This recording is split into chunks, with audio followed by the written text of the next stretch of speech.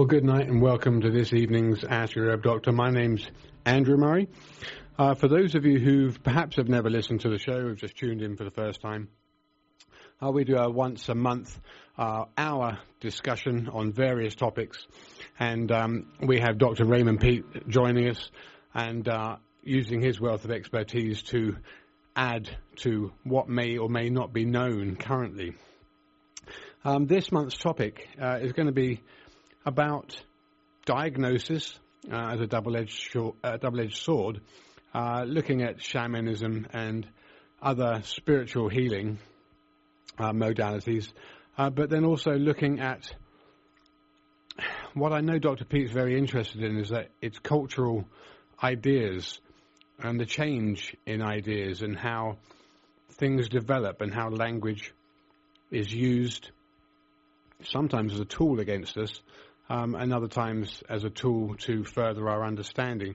And a lot of scientific research that's done doesn't often make it to the public sphere for quite some time, and so we go through all the suffering that we go through being told that liquid oils, for example, are good for us and they're heart healthy and they lower our cholesterol, when actually the exact opposite happens. And so 40 or 50 years later, we get this admission, but it's too late for a lot of people by that point in time, and it takes a long time for those cultural beliefs to filter out. So this month's subject, I said, is going to be kind of two or threefold: things like diagnosis and how that's sometimes a double-edged sword, environmental enrichment, and a little bit on nootropics. And so I wanted to start the show off by Dr. Peat's latest newsletter. He does one every month, by the way, folks. If those of you who have listened or maybe haven't heard the shows before, he does usually it's a once month, or bi-monthly actually. I think it's a bi-monthly letter. But I'm pretty sure he's still open to subscriptions to it, although I know there can be a backlog sometimes because I think there's just so much going on. It's difficult to keep it all maintained sometimes. I know what that's like. So as I read his latest newsletter, it's quite funny because he put a sentence in there: first, deny that harm is done. We know the Hippocratic Oath, first do no harm. And we've talked about that and the ethics in medicine of first doing no harm, and that a lot of current medicine, and medicine really since the 30s or 40s, has been doing a lot of harm. But unfortunately, culturally and mechanistically, from advertising and corporate planning, we're not told the full story about things, and very often we're not told at all. So first, deny that harm is done. Now, this is going to be a tenet of Dr. Peat's discussion here when I ask him to come on in a few minutes, and that rationale will get borne out for the rest of the show's discussion. So during his newsletter, my thoughts went to Native American Indians, South American shamans, Aborigines, etc., as cultures where ritualistic dream quests, typically involving some mind-body disengagement, etc., disengages the kiss of death given by Western medicine's diagnosis over a patient, by the environmental enrichment of the quest and the very nature of both allegory and interpretation of the person's reason for being involved ritualistically in healing as a journey, especially if the patient has not received a diagnosis prior to the quest to fixate their mind. Now, the sentence in Dr. Peat's newsletter, where the organism is working meaningfully, useless structures tend to atrophy as new structures develop, and the quote-unquote meaningful being the environmental enrichment of the pursuit of creativity, altruism, selflessness, etc. This, I believe, can truly bring about what Dr. Peat quotes as unveiling of new possibilities for reorganization and repair, which I feel is akin to cure in the mechanistic sense. Now, perhaps there never was so much death and disease prior to the advent of a diagnosis in Western medicine, as I believe this can be the kiss of death to many founded in such a concrete mechanism. And I don't doubt the substances that Dr. Peat has long supported do affect the physiology for the good of the organism and help resist the disease process. I also understand that antibiotics would have halted the Black Death in the 1300s, as well as the plague which ravaged Europe, among the many incidences of it worldwide in time. But I'm sure the older arts worked on a more subtle energy, underpinning physiology, psychology, and spirituality as a unified system. And in shamanism especially, medicinal plants are central to the quest. And for the critics out there on the forums especially, I'm not advocating neo-Luddism here either. So, let me first introduce Dr. Peat, and then I'll start questioning him. Dr. Peat, are you there? Yes. Well, thanks so much for taking your time to give here to share on the show. I know lots of people listen online, and lots of people pick up the audio tracks afterwards in their own time. So, and it's also a very posterity-based altruistic deed that you do when you do this. So, thanks so much. If you would, just in case people haven't heard of you before, have heard you for the first time or just once or twice, would you just outline your professional and academic background so people can understand where your training comes from? As a new graduate student in the 1950s, I tried several different departments, but mostly concentrated on linguistics and the psychology of language. And dropped out of several departments before going back to get a PhD after I got my master's degree with a thesis on William Blake.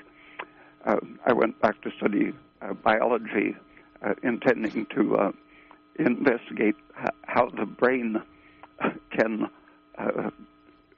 function in ways that could explain intelligence and language use. I was partly reacting against Noam Chomsky's doctrine, which when I began thinking about linguistics in the late 1950s, he was just taking over the culture of language theory, and I considered him as one of the great evils of our culture, the way he was treating language, leaving the brain and intelligence out of the whole thing. It became a motor program, actually, for following rules laid down in the genes. So what was he a proponent of then, in terms of that discussion? Well, his doctrine, he's explicitly said that the behavior that allows us to make language and follow grammatic rules must be in the genes, very much the way Konrad Lorenz said that all of our behavior is in the genes, and so to improve the species, we have to kill inferior people. Chomsky doesn't say that, but he has a very arrogant attitude towards people who question his very arbitrary genetic explanation of things. So it's a bit like this kind of neo-Darwinism and Mendelian type situation then? Yeah, it's a kind of cultural arrogance that was based in MIT with all the power of the Pentagon behind it. So over the years, when I was trying different departments, I found that he had penetrated every department of the universities. A friend and I did a course in the Honors College at the University of Oregon on interdepartmental views of humanity, human nature, and we invited 10 different professors. This is to get their perspective, huh? To speak about that, and we picked the professor in each department that students thought was the outstanding professor in that area. And each one of them said that his department's contribution to understanding human nature was Noam Chomsky's generative grammar. Wow. Sociology, folklore, literature, all different departments of the university at that time, 1968, thought Noam Chomsky had defined the world for them. Oh, my goodness.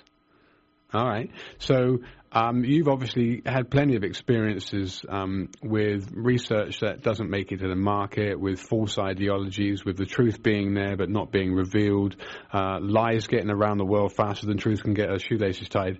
And I know you've mentioned this many times. So within education at that point in time, there was this lie being spread and seeded rapidly through these different domains that all seem to agree on the same thing. They're all deluded by the same lie.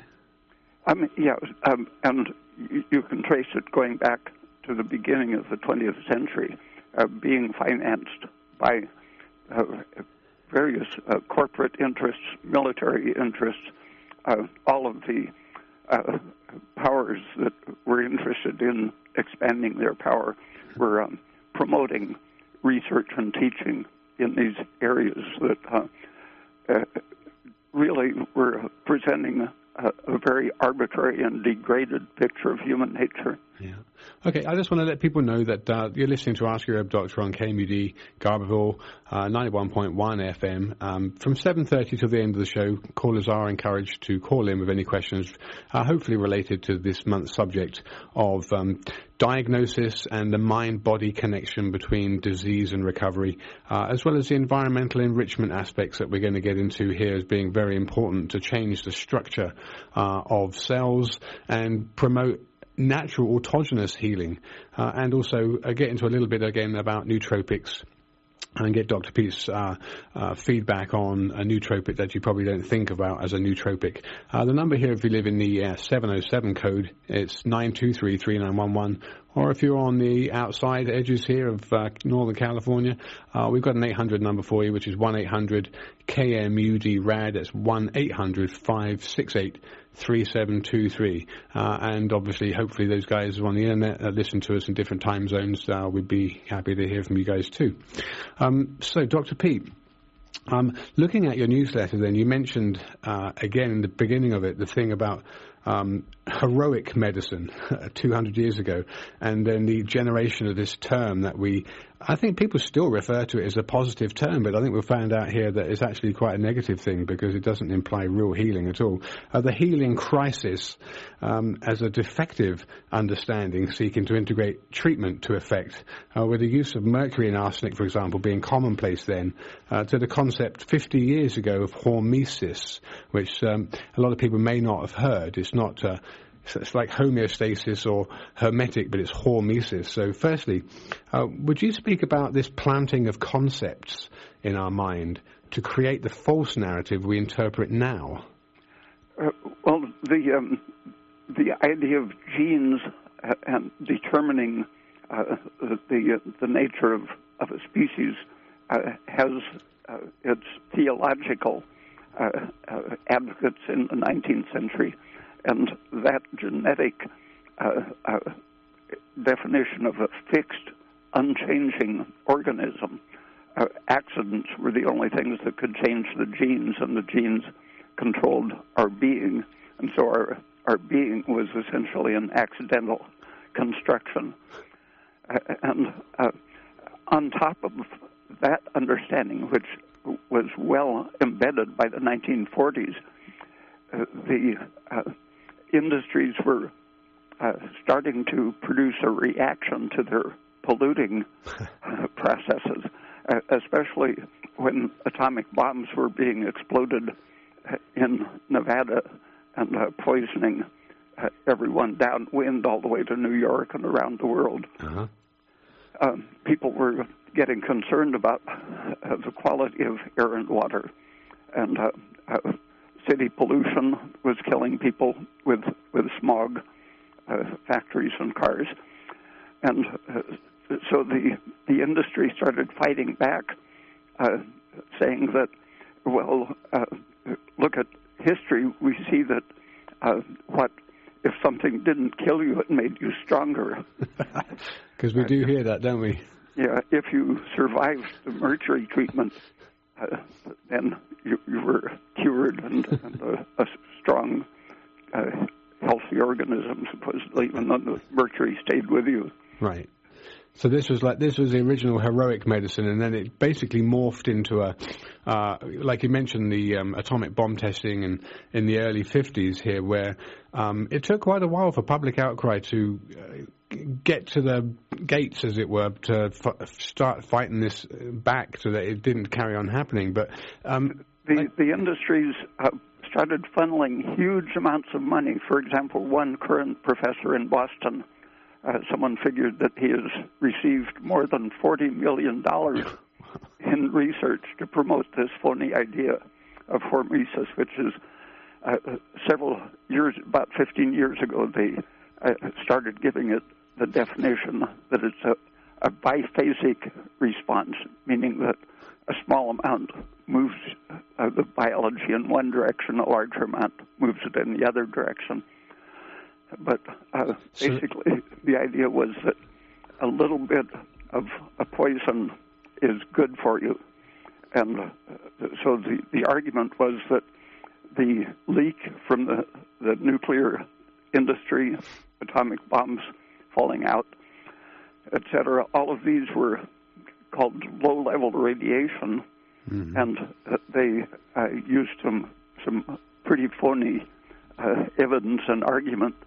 All of it turned out to be upside-down evidence, but they argued that these so-called low levels of radiation or other pollution were actually causing biological benefit. And that developed into the argument of the big think tanks financed by these same industries, saying that the government should stop regulating industrial pollution because the regulation is causing damage to the public health because the pollution is so beneficial. Really. Yeah, unbelievable, isn't it? Yeah, it takes a long time. You know, I don't know what you feel, folks, when you hear this, but it's like many, many things. You know, the wool has been pulled over our eyes, and you know what? It takes a long time before we get it into vision and get it into focus when it's lifted even. So I know you've mentioned lots of things, and we try to keep them on the front burner, as it were, for people when we do the radio shows, and I know we cover, you know, I won't say the same topics because they're not, they're quite different, but they're interrelated. And so, but when you got to keep hearing things like, you know, the polyunsaturated oils are very damaging for you. The industry would tell us that they're great. The industry told us or is telling us that fluoride is good for you. And obviously there's many places in America here that have banned it and wanted to get it out of the water supply if it's still there. There's many foods that we consume which should not even be on the market.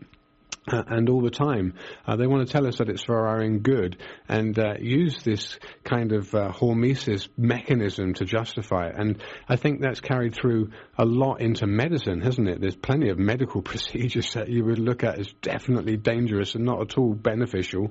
And I think that understanding still supports that, and nobody really questions it. That's the worst part of it. It's such a long-term thing. The vision that we have is so short-term, and yet what happens does happen over the long term. So especially things like radiation, you know, most people are just. And it's shrouded in secrecy, obviously, because if everybody was to fully gain the knowledge of what it's doing, we would be absolutely horrified, aghast, and really up in arms about it like never before, and shutting it down completely. But it's just kept on the edge of the field there, so that we'd never really do too much about it, you know. So it's very important that people hear it time and time again, because it's like anything else. It's the like the lie that's mentioned over and over again. People start believing it. So people also have to look for the truth and hear it more and more and more in order to gradually get the blinkers off and get into focus what it is they're supposed to be looking at. Even though John Goffman was a major government nuclear researcher, he eventually started looking at the facts, and he gathered evidence showing that most cancer and a large part of the heart disease in the United States can be traced to medical X-rays. There you go. And My brother, who worked in the nuclear industry for most of his life, said that every week they had a seminar teaching them about the benefits of low-level radiation. Oh, my gosh. Yeah, and again, people that are listening, that's the other thing I think that you hit on the head there. X-rays, they're so ubiquitous. I mean, who doesn't go to a dentist and the first thing they want to do is X-ray you? Who doesn't go to the ER department? The first thing they want to do is, well, not always, but X-rays or CT scans, which are 1,000 times worse. How often do you see imaging reports that are actually MRIs and not CTs? I mean, like you've mentioned before, GE are heavily invested in their old technology. They don't want to give it up yet. They need to recoup their costs, and they obviously very cheap to run them, and so there's still a financial incentive using them, whereas the newer technologies are more expensive and there's less incentive to utilize them because there's not such a return. So you've got to question everything you come across. I'm not saying you need to be a conspiracy theorist about everything, but you know what? It's healthy. A good, healthy dose of fear or healthy dose of suspicion is actually very, very good, a very good help for most people. So, once again, the people that are listening here, if you want to call in from 7:30 on, the number here if you live in the area is 923-3911, or there's an 800 number, which is 1-800-568-3723. Getting away from the concept of the brainwashing and the repeated advertising and, whether it's printed press or TV or radio about how harmless things are. In shamanistic, and I mentioned this at the very outset here just because you piqued my interest in your newsletter, and I've long held the belief, and I'm not a Luddite, but I've long held the belief that diagnosis can be probably one of the most dangerous things going, and for somebody to hear they've been diagnosed with some chronic disease or even life-threatening disease, it can be coffin nails sometimes for some people because there's such a strong mind-body spirituality connection in us and I'm definitely aware that we are spiritual beings. I know some people might want to argue with it, but there you go. We're definitely very spiritual beings, and we have a definite journey in this life. I don't believe that this is it. This is the one that matters, but it's very much a spiritual journey. And so in shamanistic and ritualized medicine, then the healer is a mediator to a spirit realm then, where a very different set of interpretation exists. So what are your views on the mind-body-spirit approach to healing? And do you think there are fundamental differences which would yield more beneficial results? I think what you're calling the shamanistic view of their reality, I would call the simple, basic reality, and the world that the scientists and government people are advocating is a world of manipulation and control and enforced agreement, where all you have to do is back away from the way it's set up by the academic orthodoxy. You back away from it, and you see some of the reality that the shamans are working with. It's a basic participation in the world around you. All organisms do it. And so sometimes I call it the animal consciousness, but it's the shaman's therapeutic reality is to get the person back in touch with the complex reality that they're living in reality, and not being attached to the story that they're being brought up with. Yeah, I mean, so often it's important to pull people out of this dream state that they're in, that the world around them is something that doesn't affect them, and they don't need to question everything. It's so much like The Matrix. I keep thinking about The Matrix, that movie. When I first saw it, I just thought, that is it. We're pretty much kept in the dark and just spoon-fed lies, and there's still a lot of good out there. But like you said, that view is a view of non-ordinary reality then, which I think is very, very important for practitioners, when they're trying to get into the psyche, if you like, of a sick person, that they can make a connection to them that person really hears, because it's so important to. I know you've probably spoken to thousands and thousands, tens of thousands of people, and there are those people who will either just not come back because they've heard what they heard, or there's some people that really follow through what it is that you're advocating. And I had that experience too with quite a few people who were just so on it that they totally got the results that they knew they could get, because they'd heard or read the science, and they knew that this substance and that substance was implicated. And so making that connection with the person is so important. And I think perhaps that is also what you're talking about in a shamanistic worldview, as well as any uncoupling agents that might be used to deeper penetrate someone's subconsciousness.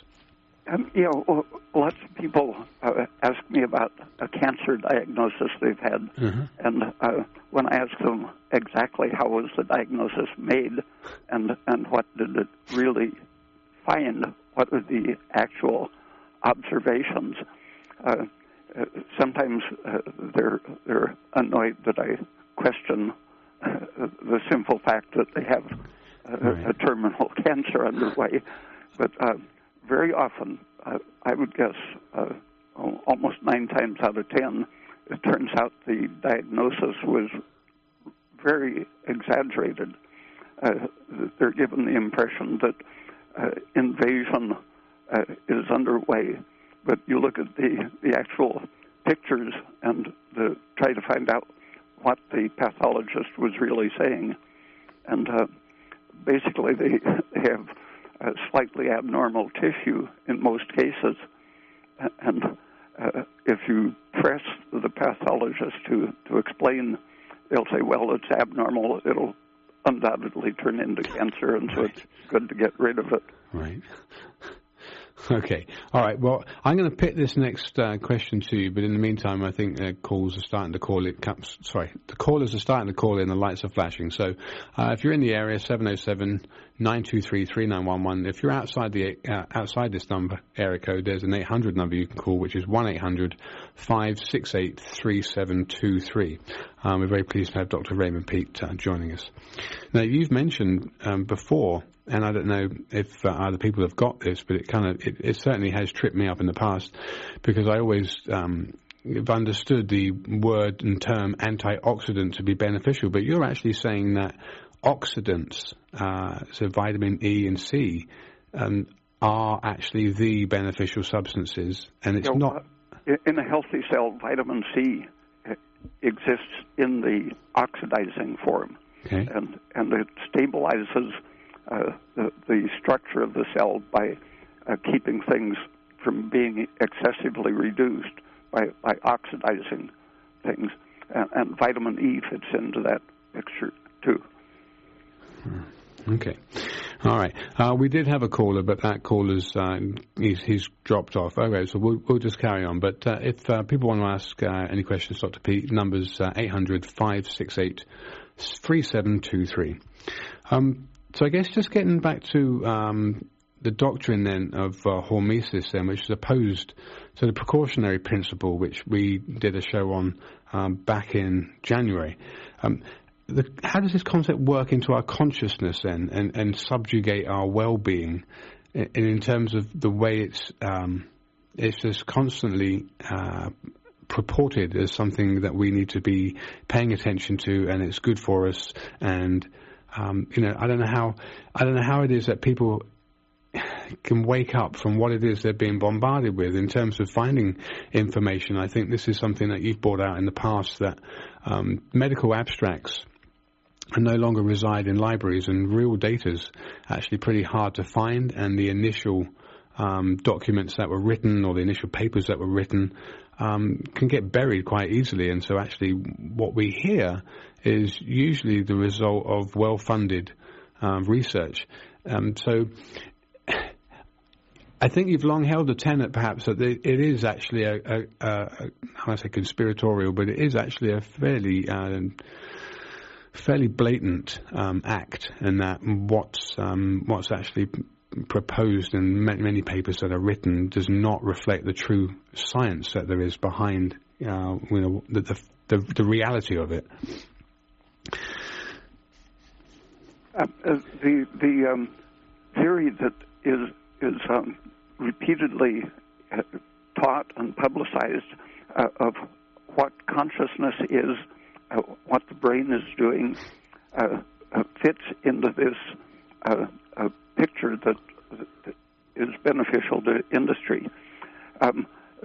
They want to present the brain as having, for example, programs that are genetically determined or trained by so-called adaptive learning, the behaviorist approach that you learn by repetition rather than by insight. And this programmed behavior tends to be digital or have very concrete symbolic units of meaning, and the actual organism deals with patterns, holistic, very rich information-filled patterns, so that in a moment's perception, a book called, I think it was Eye and Brain by Gregory in the 60s, had illustrations showing if you looked at one image with one eye and the other image with the other eye, you could see a three-dimensional image which involved, I think it was something like 1 million different points of information which had to be processed in an integrated way by each eye and put together by the brain. That kind of input, sensory assimilation of millions of points of information every moment is something that is denied by the culture that wants to have controllable, educable people who will deal only in symbolic forms of information. So it's another example of the reductionist worldview. Yeah. And that the only way those types of mental calculation can be conceived is in a simultaneously presented form of consciousness, so that a formula exists as something out of time. It works the same way backwards and forward, where the actual organism is embedded in time and seeing the implications in the future and reinterpreting the past input, so that logic and math are distractions from the way the organism is integrating its information. I wonder, what do you think it'll take, given where we've come from and where we seem to be going? What do you think it's going to take for medicine to actually change and be beneficial and do no harm? I think it's going to take a public recognizing the extent of the harm that is happening. And I've seen that happen locally, where doctors, it only took 4 or 5 patients standing up to the doctors to absolutely change them 180 degrees. Yeah, again, because it's such a powerful effect that this kind of brainwashing has, and I think the personable nature of most people, I've heard it from several doctors here now, that their training was so brutal, and they use that word, it was so brutal and put them under so much stress that there was a very corporate feeling of one-upmanship that was displayed by many people in their training as doctors, or when they were, specializing and going onwards to become surgeons, that it was almost a rite of passage that you had to dominate and, I won't say destroy, but dominate and control the other peers in your field, and wouldn't take no for an answer, and what you was doing was absolutely right, and you weren't to be questioned. And there was very much a pecking order in medical school that I think caused some people to drop out and others to become really very resistant to change. I think there are lots of doctors who are open to the opportunity that would be presented if the public would start asking for that other kind of medical approach. The doctors, I think, feel trapped by the system just as much as the patients. Yeah. No, I can understand that too, because I think financially there's quite a lot of strings being attached, and they certainly wield their own effect in terms of debt when you've graduated, and then also in terms of becoming successful. So I'm not bashing the doctors. I know there are some very good ones out there who are very altruistic, but I think the main model and concept of medicine really puts somebody up on a pedestal, and I think that is. I think human beings are very vulnerable to that kind of pressure, that kind of temptation too, I think, which comes with, large salaries, private practice, etc. Okay, so getting on to another subject you brought out, and then this brings us back to those things like pregnenolone, carbon dioxide, glucose, and you mentioned warmth, obviously, as a function of temperature, and presumably that's all tied in with metabolic rate. But you said that experiments done over the last 60 years showing that these substances during embryonic and fetal development can affect the growth of the brain and the brain's way of guiding future development and adaptive ability. Do you think outside of gestational sufficiency of these, that supplementation of the things that I just mentioned can make up for lack of these things earlier in life, or is there a finite replacement or reorganization event occurring in the brain? I think every night we're producing masses of stem cells that are going out and attempting to renew worn out or damaged tissues, and that with age things accumulate, polyunsaturated fats and iron and bilirubin, for example, accumulate, making it too hard for the stem cells to do full repair. And so instead of getting repairs, we get fibrosis and gliosis and degeneration of the various organs. But with the right support, both in the way the person is using their brain or their self, and the way they're getting access to what they need in the environment, I think at any late stage, those repair cells can be integrated and taken advantage of. Okay, so this would support what everyone would probably... Some of the truth that they hear in this repeated statement is that most of the repair happens at night time, and that's why a good night's sleep is very important. And you do advocate, and I know it's probably... It sounds strange to people when I mention it, and they say, well, how much?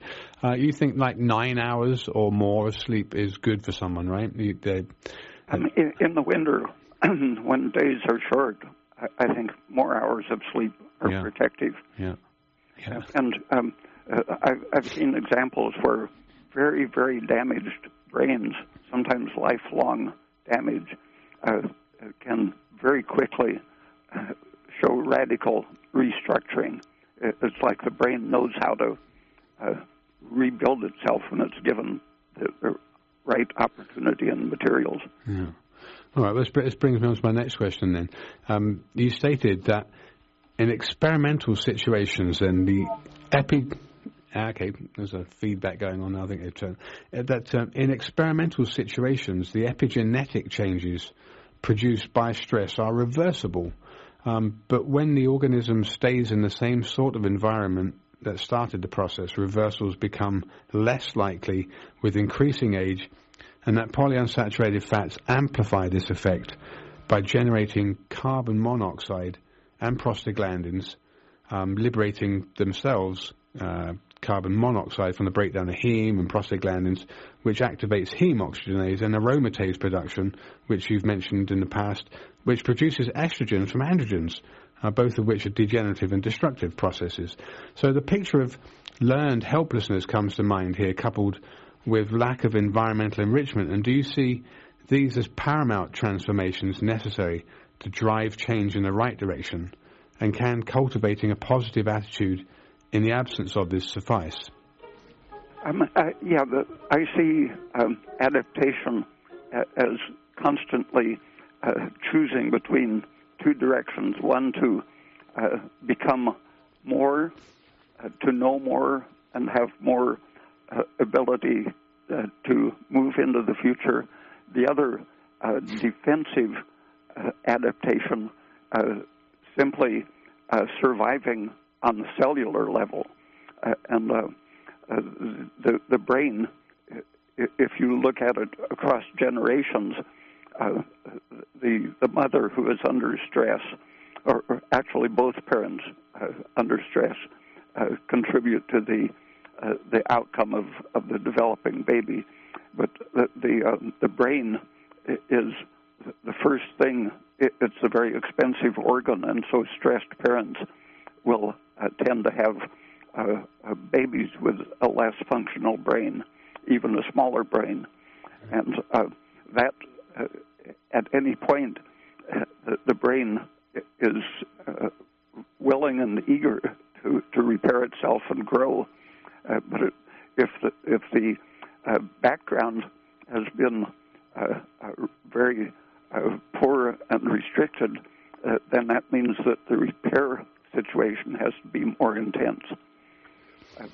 So that the conscious attitude has to be pretty deliberate to avoid getting in the harmful ruts of helplessness.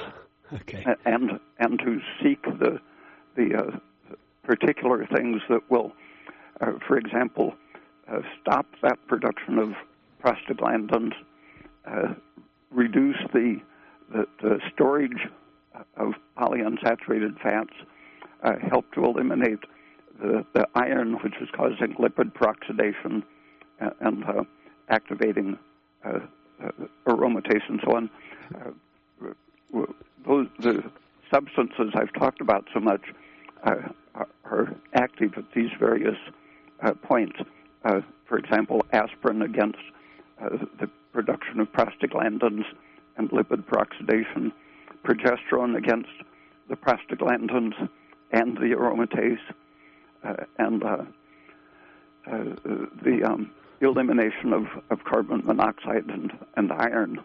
Let me hold you there for a moment, because we do have a caller here who's just been on hold for a little while. But let's take this next call. Call away from, and what's your question? Yes, hello. From Trinity County out here in Xenia. Okay, welcome. I've been hearing you mention polyunsaturated fats quite a lot.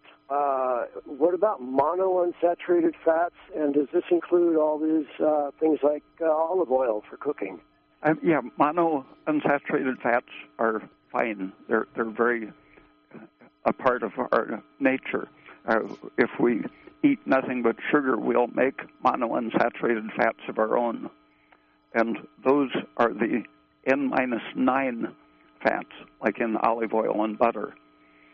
And we produce that ourselves, even if we eat only starches.